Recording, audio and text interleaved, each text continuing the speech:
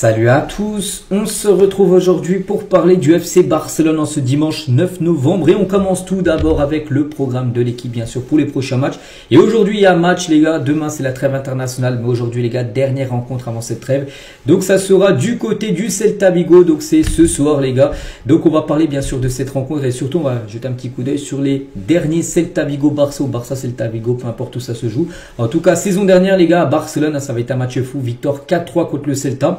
Et lors du match aller, le Barça va être accroché au Celta Vigo de partout. Donc voilà, en tout cas la saison dernière, le Barça n'a pas réussi à battre cette équipe du Celta. La saison encore avant, donc le Barça a réussi à s'imposer 2-1. Et l'autre match, il y avait une victoire 3-2. Regardez, à chaque fois il y a des buts les gars. Pour voir un dernier match où il n'y avait pas eu de but, par exemple, d'une ou l'autre équipe, c'était cette victoire 1-0 contre le Celta. Sinon tous les autres matchs, il y a eu beaucoup de buts, par exemple la saison dernière 4-3 et 2-2. Donc voilà, il y aura peut-être beaucoup de spectacles ce soir pour cette rencontre. Donc il faut absolument s'imposer bien évidemment ce soir pour partir serein voilà, pour cette trêve internationale. On continue les gars, regardez la Liga vient de dévoiler ce nouveau ballon en mode hiver parce que là, l'hiver, bon c'est pas maintenant mais ça arrive et voilà, ce sera un ballon de couleur jaune, voilà le ballon qui sera utilisé là pour les prochains matchs de Liga.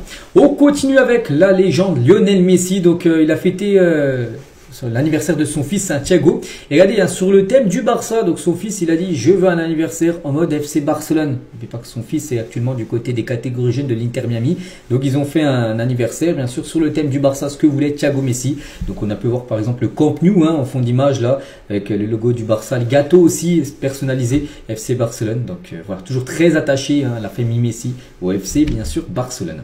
On continue, on va parler d'une info officielle, ça concerne Marc Casado. On peut voir qu'il a rejoint Gestifute. Donc c'est une agence de joueurs et agence de Jorge Mendes. On sait que Jorge Mendes c'est un super agent qui a beaucoup de joueurs sous son aile. Et ben maintenant il a Marc Casado en plus. N'oublie pas qu'il a par exemple Lamine Yamal. Jorge Mendes il est aussi maintenant Marc Casado, le joueur du FC Barcelone. Des nouvelles de Vitor Roque, donc ce joueur qui avait été recruté, je sais plus, il y a 3 ans, on se souvient, il était venu, ça va être le grand numéro 9 du Barça pour les années futures. Le problème c'est que le Barça lui a quasiment jamais donné sa chance. Il était reparti en prêt au Betis, puis maintenant il est reparti à Palmeiras. À noter les gars qu'il pourrait peut-être faire son retour en Europe à Manchester United. Suit de près Vitor Roque pourrait faire une offre de 50 millions d'euros pour s'offrir le joueur. On parle de lui parce que le Barça détient encore 20% toujours de ses droits. Donc c'est-à-dire s'il est vendu par exemple 50 millions d'euros, le Barça touchera 20% de la somme. Ce qui signifie une manne potentielle de 10 millions d'euros si le transfert se produit de Vitor Roque du côté de Manchester pour 5 ans. Donc voilà, ça peut être vraiment une belle rentrée d'argent bien sûr dans les caisses du club.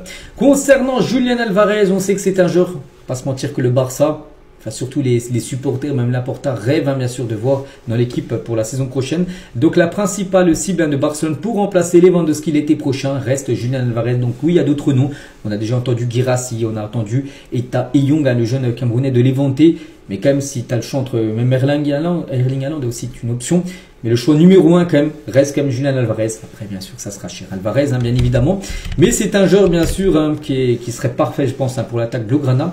Et Álvarez, tiens juste une petite info en plus pour lui, a dépassé son total de buts à Manchester City contre l'Atlético Madrid. Il a maintenant marqué 37 buts et fourni 12 passes D en 70 matchs depuis son arrivée en 2024. Donc très belle stat quand même, 37 buts, 12 passes D.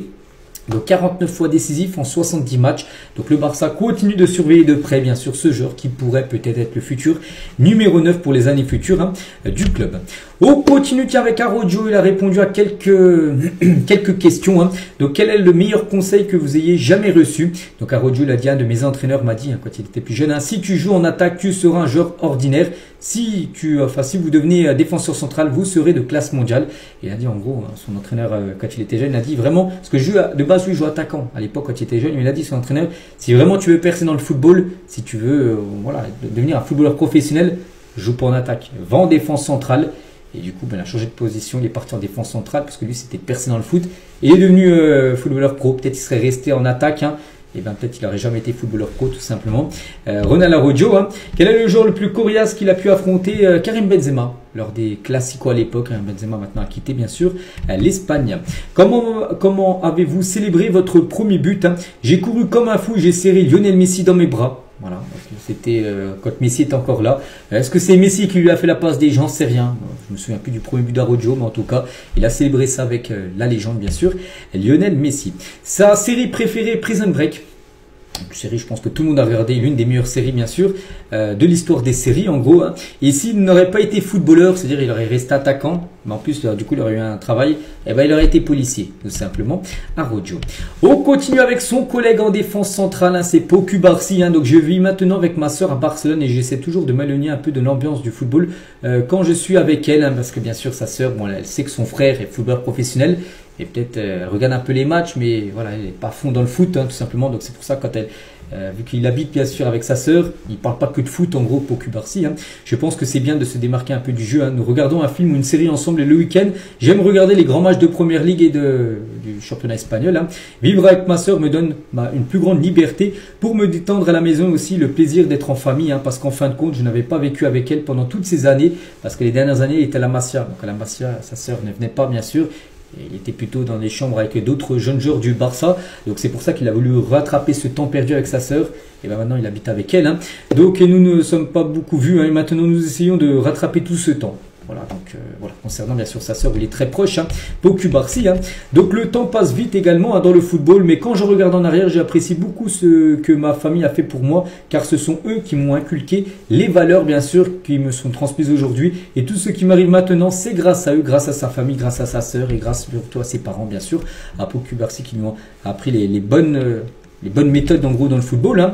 Toujours avec lui, je ne suis pas trop préoccupé par les réseaux sociaux. Dans le monde du football, tout le monde veut donner son avis sur la façon dont vous jouez et sur ce que vous ne faites ou vous ne faites pas en gros. Je pense qu'il ne faut pas accorder trop d'importance à cela. Pour moi, le téléphone n'est qu'un moyen de passer le temps et de regarder ce que j'aime. Voilà, et en tout cas, il ne va pas sur par exemple Twitter. Hein. Il met son nom et regardez ce qui se dit à la fin du match, hein, voilà, sur lui, s'il a été bon ou pas. Hein, parce que sinon, il faut pas. Hein. Je pense que les footballeurs professionnels à suivre, si tu as fait un mauvais match, allez regarder les critiques, parce que des fois c'est dur. Hein.